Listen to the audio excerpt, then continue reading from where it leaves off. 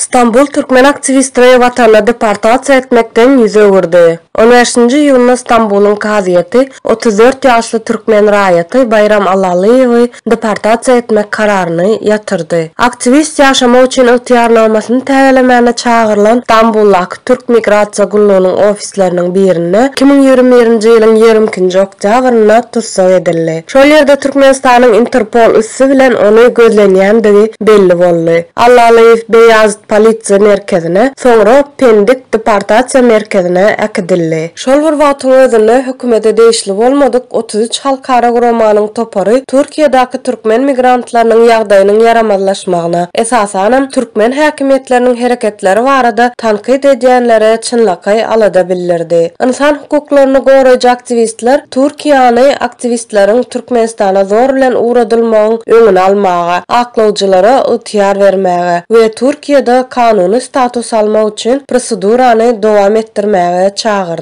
2021-nji ýylyň noýabr aýynda Allalyýew boşadyldy. Ýöne deportasiýa meselesine garamak tertibi dowam etdi. Ýurduny häkimetler Allalyýewy kezaplykda aýyplaýardylar. 2021-nji ýylyň 20-nji noýabryna ir saat 4:00 Bayram ýolda ýol helakçylygyna duçar boldy. Ýol helakçylygynyň günäkary wakanyň bolan ýerinden gaçdy. Polisiýada onuň maglumatlary bar. Allalyýew agyr yaralanyp keselhana ýerleşdirildi we bir näçe aýlap bejer galdy. Bayram Allalyýew dissident online söhbetdeşliklere işçen gatnaşdy. Şol söhbetdeşlikde türkmen rejiminiň daşary ýurtlardaky konsullyk hyzmatlaryna pasportlary täzelemekden we alış-çalış etmekden, söz azatlygyny, hereket azatlygyny çäklendirmekden, COVID-19 hadisasynyň bardygyny resmiler boyun almak islemezligi üçin we şoňa meňzeş meseleler tanqid edildi. Şeýle hem Allalyýew İstanbuldaky Oğuz Medeniýet, Hyzmatdaşlyk we Bilim Jemgyýetiniň işine gatnaşdy. Aktivistiň ady Aşgabatyň haýyşy boýunça Türk polisiýasy tarapyndan gözlenýän 25 türkmen aktivistiniň sanawyna peýda boldy. Türkmenistanyň İstanbuldaky baş konsuly Murat Seyitmamedowyň Türk häkimetlerine iýeren başga bir resminamasyna 13 aktivistiň arasynda 12-nji belgi bilen Allalyýewiň pasport maglumatlary görkezilen. Türkmenistanyň paragatçylykly hökümet tanqidçileriniň we disidentleriň başgala azalaryna azar bermegiň we gorkuzmagyň Türkmenistanda giňden ýaýran ony göz öňünde tutup Human Rights Watch press release'de şeýle diýär. Halkara hukuky islenlik adamy izarlanyp bilinjek öz ýurduny iýermegi gadagan edýär